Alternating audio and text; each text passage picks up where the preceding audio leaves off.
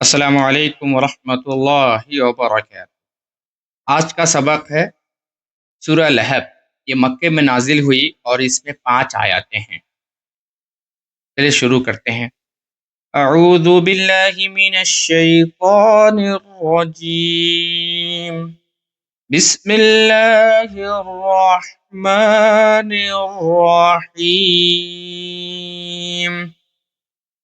تبت يدا أبي لهب وتب ما أغنى عنه ماله وما كسب۔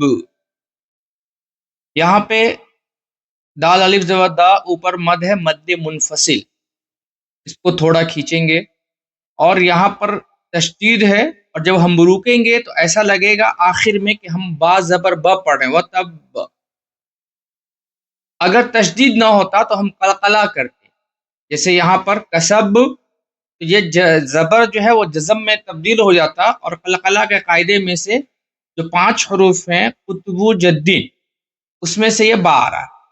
وَمَا كَسَبْ سَيَصْلَىٰ نَارًا ذَاتَ لَهَبٍ وَامْرَأَتُهُ حَمَّالَةَ الْحَطَبِ۔ یہاں پہ دیکھیے، یہاں پہ ہم ملا کے بھی پڑھ سکتے ہیں۔ اگر ہماری سانس بڑی ہے تو ہم یہاں ملا کر کے اس کو ملا کے وَامْرَأَتُهُ پہ رک سکتے ہیں، اور اگر ہماری سانس چھوٹی ہے، ہم سانس توڑ دے رہے ہیں، تو بیچ میں توڑنے سے بہتر ہے کہ آیت پر سانس توڑیں۔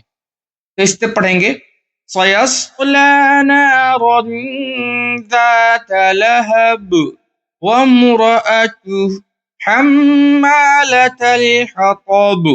ایک صورت تو یہ ہے کہ ہم وَامْرَأَتُهُ کو آگے ملا کے چلیں گے، جیسے وَامْرَأَتُهُ حَمَّالَةَ الْحَطَبِ۔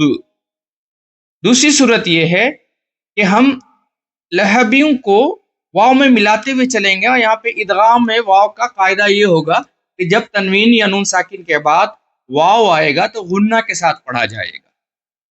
تو کیسے پڑھیں گے؟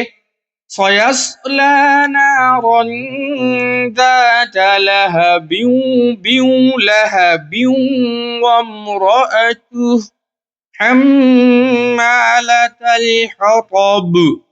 نون اور میم، یہاں میم پہ تشدید ہے، تو نون اور میم پر تشدید ہو تو غنہ ہوگا، یہ یاد رکھیں ہمیشہ۔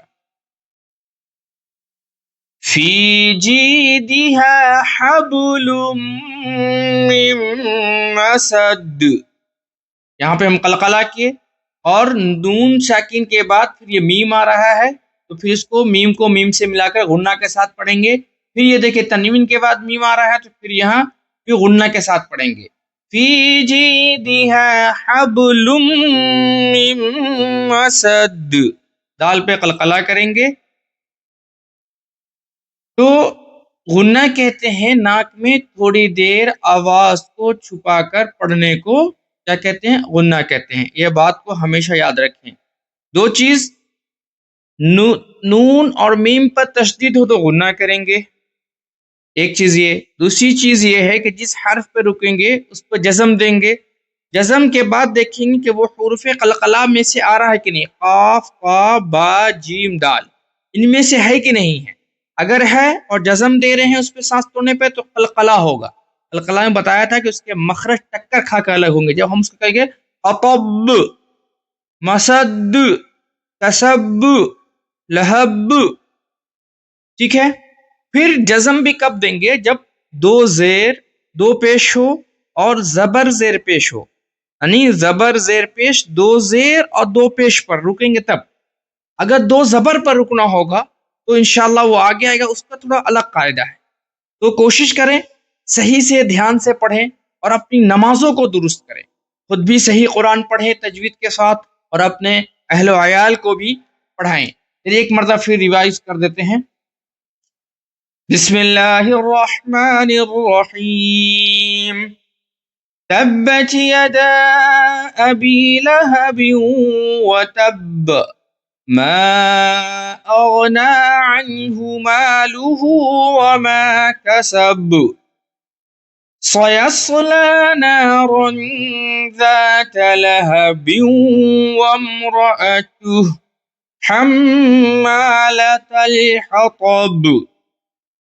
سيصلى نارا ذات لهب وامرأته حمالة الحطب في جيدها حبل من مسد. اس میں جو ہے سیصلى نارا سے لے کر یہ دو طرح سے ہم پڑھ سکتے ہیں، تو میں نے پڑھ کے بتایا ہے.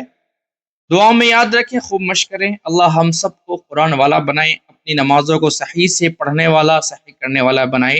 السلام علیکم ورحمۃ اللہ وبرکاتہ.